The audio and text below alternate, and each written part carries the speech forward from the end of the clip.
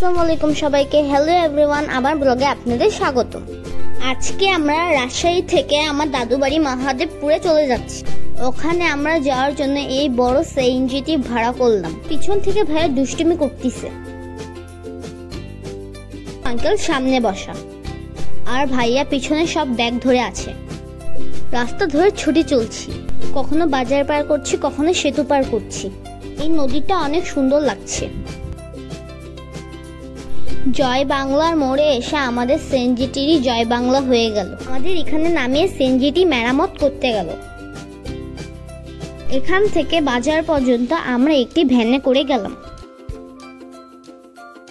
বাজার থেকে একটি ইজি বাইক নিয়ে আমরা আবার যাত্রা শুরু করলাম।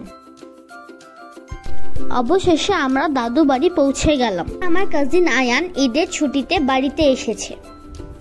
আসুন আপনাদেরকে আমার দাদু বাড়িটি ঘুরে দেখাই। এটা আমার মেঝো আঙ্কেলের মুরগি। দাদু বাড়ির ছাদ থেকে এই দৃশ্য দেখা যায়। তার পাশে কত গাছগাছালি। বিকাল বেলা এখানে পাখির অনেক ডাক শোনা যায়। এগুলো আমার আঙ্কেলদের কবুতর।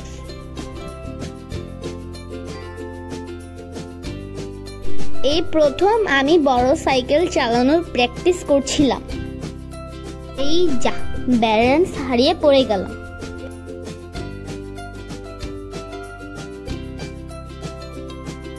সাহস করে আবার চালানো শুরু করলাম।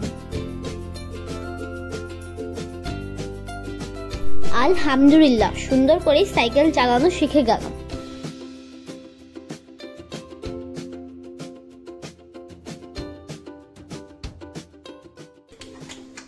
আমার কাজিন তাসকিয়ার সাথে সবাই খেলছি।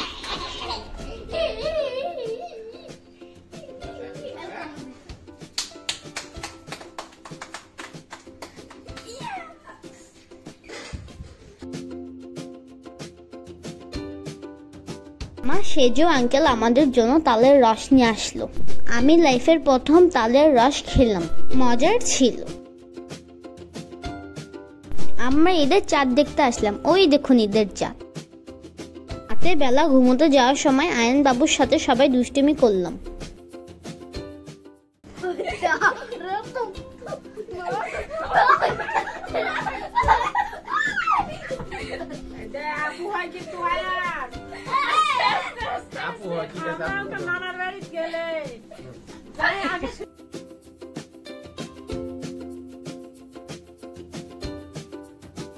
ঈদের দিন সকালে আঙ্কেল ও ভাইয়ারা নামাজ পড়তে গেল।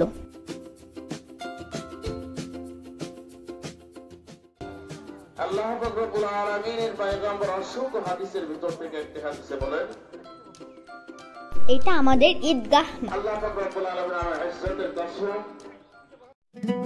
নামাজ শেষে আঙ্কেল ও ভাইয়ারা আমাদের পারিবারিক গোরস্থানে জিয়ারত করতে গেল।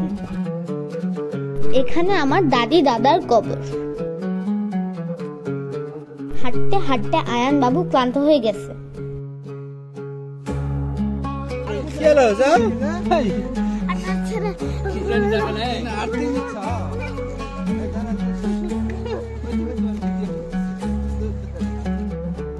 ভাইয়া সবার জন্য সালামি রেডি করেছে।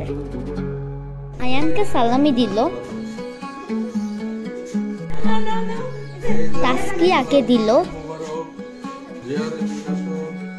জিহাদ ভাইয়াকে দিল, সিহাদ ভাইয়া ও সুরে আপুকেও দিল।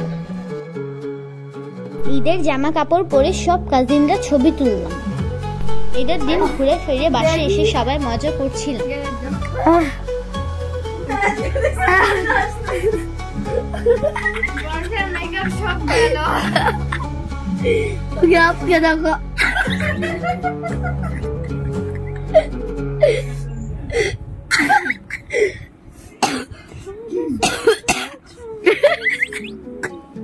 আজকের ভিডিও এখানে শেষ। দেখা হবে অন্য পর্বে। টাটা।